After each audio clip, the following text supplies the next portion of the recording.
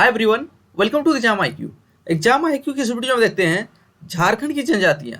तो झारखंड की जनजातियां एक ऐसा टॉपिक है जिस टॉपिक से जेएसएससी और जेपीएससी के एग्जाम में काफ़ी सारे सवाल पूछे जाते हैं। तो इसी कड़ी में आज देखेंगे मुंडा जनजाति के बारे में। तो मुंडा जनजाति से जितने भी सवाल बनते हैं सारे सवाल आपको एक ही जगह पर मिल जाएंगे। तो चलिए शुरू करते हैं मुंडा जनजाति। तो मुंडा जनजाति के इस वीडियो में क्या क्या देखेंगे? मुंडा जनजाति की सामाजिक व्यवस्था, अर्थव्यवस्था, धर्म, अन्य तथ्य और लास्ट में देखेंगे मुंडा जनजाति से जितने भी सवाल बन सकते हैं सारे सवाल एक ही जगह पे। तो देखते हैं। तो मुंडा जनजाति को क्या कहा जाता है? तो मुंडा जनजाति को कोल भी कहा जाता है। तो कोल कौन से जनजाति को कहा जाता है? मुंडा जनजाति से। अगला महत्वपूर्ण बिंदु क्या बनता है? मुंडा अपने आप को होरको कहते हैं। तो मुंडा अपने आप को क्या कहते हैं? होरको कहते हैं। और मुंडा जो है झारखंड की तीसरी बड़ी जनजाति है। तो झारखंड की तीसरी बड़ी जनजाति कौन सी है? मुंडा है। तो अगर पूछा जाए झारखंड की पहली बड़ी जनजाति कौन सी है, तो पहली बड़ी जनजाति संथाल है। और दूसरी बड़ी जनजाति कौन है? तो उरांव जो है झारखंड की दूसरी बड़ी जनजाति है। और तीसरी बड़ी जनजाति कौन है? मुंडा जो है। और चौथी पूछा जाए तो चौथी जो है हो। और संथाल जो है भारत की तीसरी बड़ी जनजाति है लेकिन झारखंड की पहली। और उरांव जो है भारत की चौथी बड़ी जनजाति है लेकिन झारखंड की दूसरी। और मुंडा जनजाति का संबंध ऑस्ट्रेलियोइड समूह से है। तो ऑस्ट्रेलियोइड समूह से है। तो और मुंडा जनजाति का झारखंड में सर्वाधिक जमा कहाँ पे है?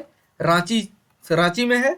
और अन्य क्षेत्र कौन सा है मुंडा जनजाति का? हजारीबाग, पलामू और सिंहभूम क्षेत्र में। अब देखते हैं मुंडा जनजाति की सामाजिक व्यवस्था। तो मुंडा जनजाति की सामाजिक व्यवस्था, तो मुंडा जनजाति अपने गोत्र को क्या कहते हैं? तो अपने गोत्र को किली कहते हैं। और मुंडा जनजाति में भी युवागिरी का प्रावधान है। तो उनकी युवागिरी को क्या कहते हैं? अरंडी। लेकिन अगर पूछा जाए संथाल जनजाति के युवागिरी क्या कहा जाता है? घोटुल। और उरांव जनजाति के युवागिरी को क्या कहा जाता है? गीतियोड़ा। लेकिन मुंडा जनजाति में अरंडी कहा जाता है युवागिरी को। इसके बाद है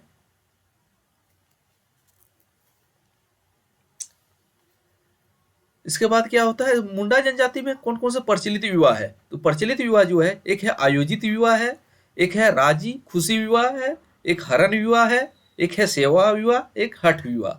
और मुंडा जनजाति का सबसे प्रचलित विवाह कौन सा है? तो सबसे प्रचलित विवाह जो है आयोजित विवाह। तो मुंडा जनजाति में सबसे प्रचलित विवाह कौन सा है? आयोजित विवाह है। अगला बिंदु देखते हैं।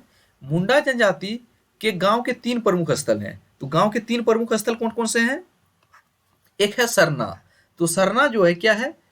ग्राम देवता का निवास स्थान। तो ग्राम देवता का निवास स्थान मुंडा जनजाति में कहाँ है? सरना में है। इसके बाद है दूसरा प्रमुख जगह कौन सा है? अखड़ा। तो अखड़ा जो है पंचायत की बैठक और सांस्कृतिक कार्यक्रम का आयोजन कहाँ पे होता है? अखाड़ा में होता है। ऐसे पूछा जाएगा पंचायत की बैठक कहाँ पे होता है? अखाड़ा में। और सांस्कृतिक कार्य का आयोजन भी अखाड़ा में ही होता है। इसके बाद है एक शासन।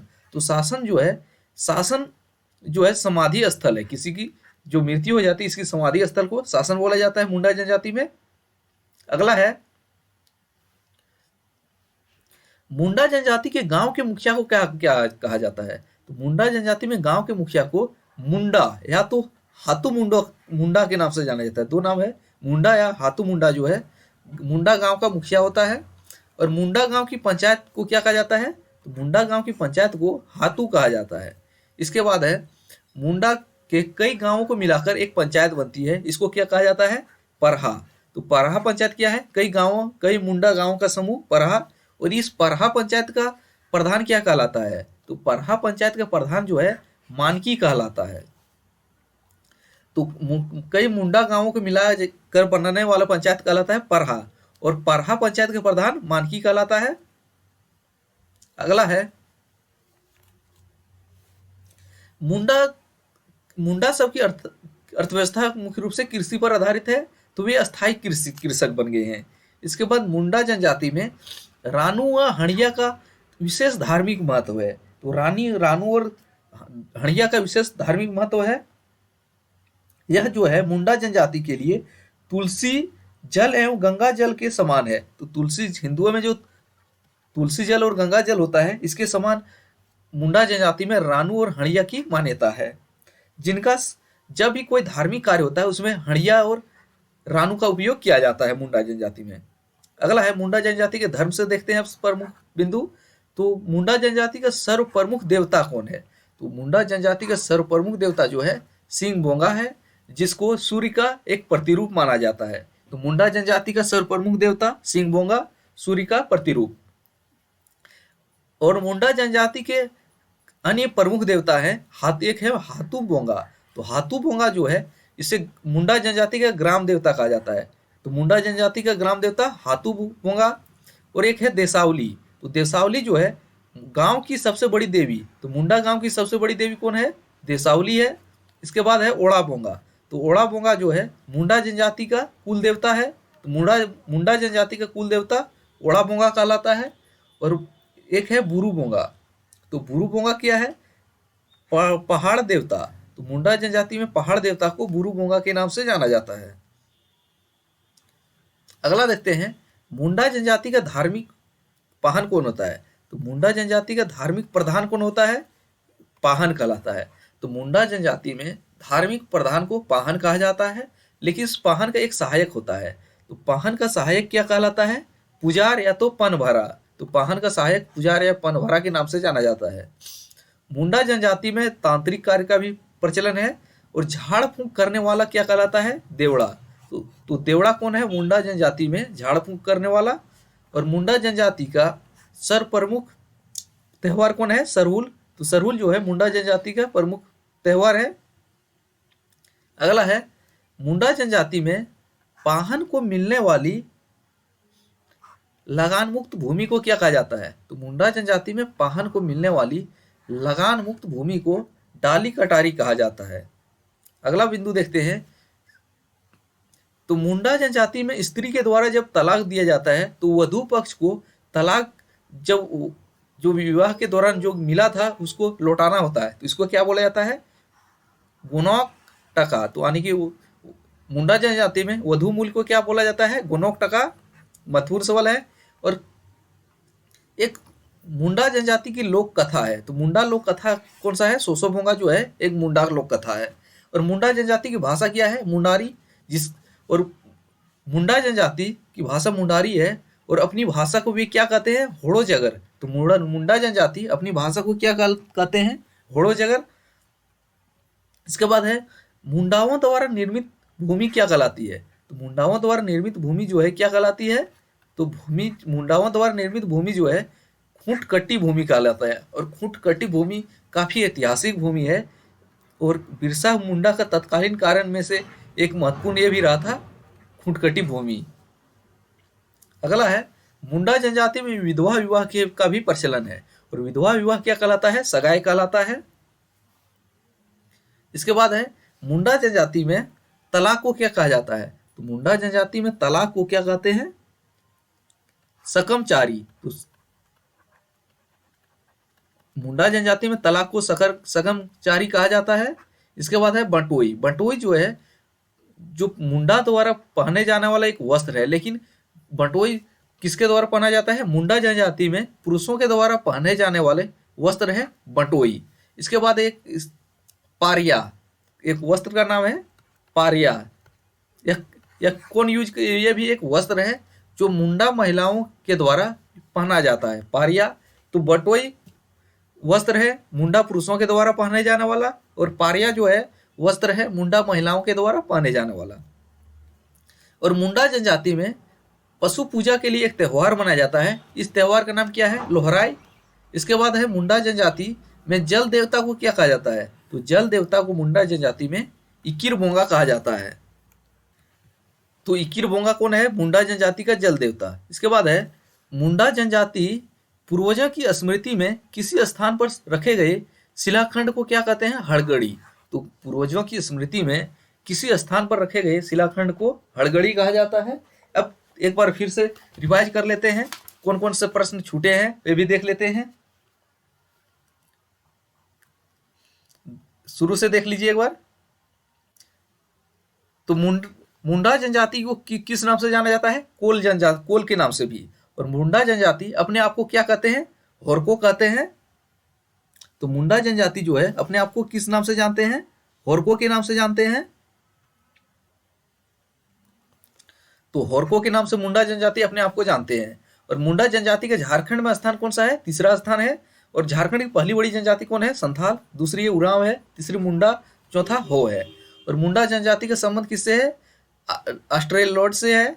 और मुंडा जनजाति का सर्वाधिक जमाव कहाँ पे है? रांची में। इसके अलावा अन्य जमाव क्षेत्र कौन सा है? लेकिन सर्वाधिक रांची है। इसके बाद हजारीबाग, पलामू और सिंहभूम क्षेत्र में भी मुंडा जनजाति पाई जाती है। और मुंडा जनजाति की सामाजिक व्यवस्था की बात करें तो मुंडा जनजाति में गोत्र को क्या कहा जाता है? किली कहा जाता है। और मुंडा जनजाति में युवागिरी को क्या कहा जाता है? अरंडी। और संथाल जनजाति में युवागिरी को घोटुल कहा जाता है। उरा में गीतियोड़ा।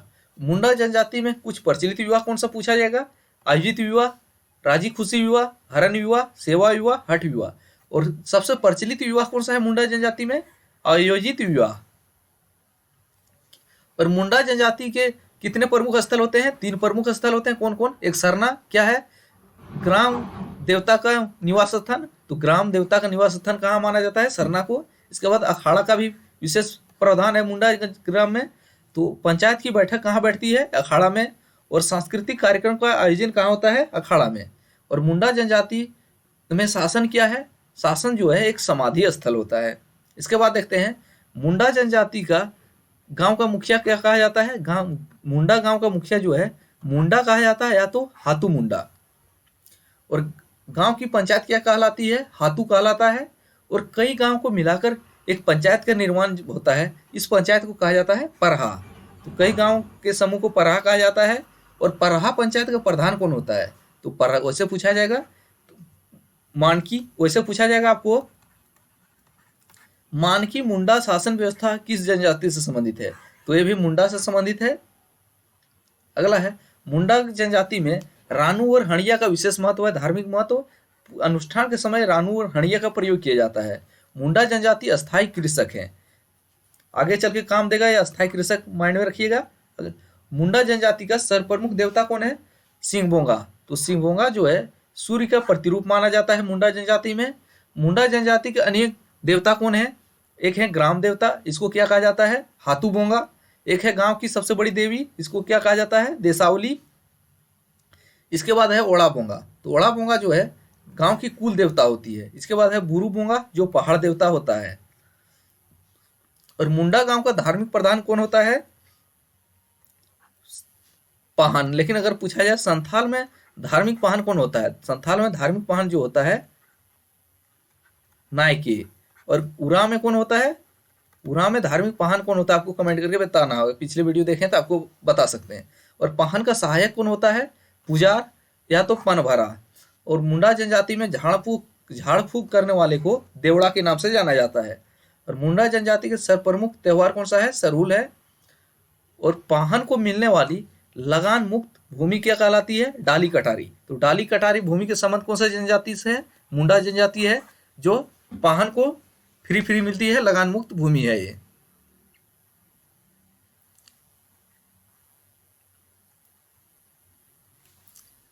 अगला देखते हैं मुंडा जनजाति में वधु मूल्य को क्या कहा जाता है? तो वधु मूल्य को जो कहा जाता है गुनोक टका। तो गुनोक टका क्या है? मुंडा जनजाति का वधु मूल्य। और सोसोबोंगा क्या है? मुंडा लोक कथा है सोसोबोंगा। और मुंडा लोगों की भाषा क्या है? मुंडारी। और मुंडा अपनी भाषा को क्या कहते हैं? हुड़ो जगर। और मुंडाओं द्वारा निर्मित भूमि क्या कहलाती है? खुटकटी भूमि। यह बिरसा आंदोलन का तत्कालीन कारणों में से एक रहा था, खुटकटी भूमि। मुंडा जनजाति में विवाह को सगाई कहा जाता है। और मुंडा जनजाति में तलाक को क्या कहा जाता है? तलाक को जो है सकमचारी कहा जाता है। और बटोई क्या है? पुरुष मुंडाओं के द्वारा पहना जाने वाला एक वस्त्र है बटोई। इसके बाद पारिया क्या है? महिला मुंडाओं के द्वारा पहना जाने वाला वस्त्र है पारिया। मुंडा जनजाति में पशु पूजा के लिए कौन सा फेस्टिवल मनाया जाता है? लोहराय। और इकिर बोंगा क्या है? मुंडा जनजाति का जल देवता। और मुंडा पूर्वजों की स्मृति में किसी स्थल पर रखे गए शिलाखंड क्या कहलाते हैं? हड़गड़ी। तो हड़गड़ी का प्रचलन कौन से जनजाति में है? मुंडा जनजाति में। तो ये थे मुंडा जनजाति से संबंधित महत्वपूर्ण बिंदु जो आपको अच्छी लगी होगी। अगले वीडियो मिलते हैं। हो जनजाति के साथ। तब तक पुराना वीडियो देखते रहिए।